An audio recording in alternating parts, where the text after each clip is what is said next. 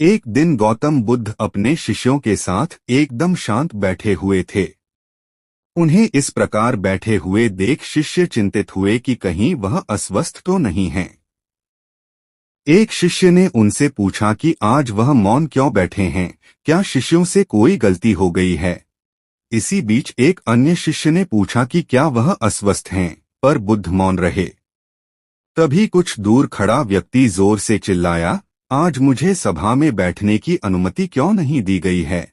बुद्ध आंखें बंद करके ध्यान मग्न हो गए।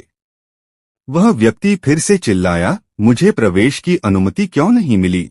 इसी बीच एक उदार शिष्य ने उसका पक्ष लेते हुए कहा कि उसे सभा में आने की अनुमति प्रदान की जाए। बुद्ध ने आंखें खोलीं और बोले, नहीं, वह अछूत है, उसे आज्ञा नहीं दी जा सकती। यह सुनकर शिष्यों को बड़ा आश्चर्य हुआ। बुद्ध उनके मन का भाव समझ गए और बोले, हाँ, वह अछूत है।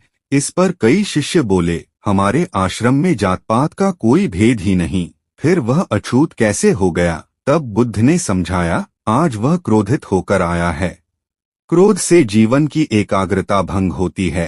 क्रोधी व्यक्ति प्राय मानसिक हिंसा कर बैठता है। इसलिए जब तक वह क्रोध में रहता है तब तक अछूत होता है। इसलिए उसे कुछ समय एकांत में खड़े रहना चाहिए। क्रोधित शिष्य भी बुद्ध की बातें सुन रहा था। पश्चाताप की अग्नि में तप कर वह समझ चुका था कि अहिंसा ही मनुष्य का महान कर्तव्य व परम धर्म है। वह बुद्ध के चरणों में गिर पड़ा और कभी क्रोध न करने का प्रण लिया। आशय यह है कि क्रोध के कारण व्यक्ति अनर्थ कर बैठता है और पश्चाताप उसे बाद में होता है, जिसका कोई लाभ नहीं मिलता। इसलिए हमें क्रोध नहीं करना चाहिए। असल मायने में क्रोधित व्यक्ति अछूत हो जाता है और उसे अकेला छोड़ देना चाहिए। क्रोध करने से तन, मन और धन तीनों की हानि होती है। क्रोध से ज्यादा हानिकारक कोई और वस्तु नहीं है।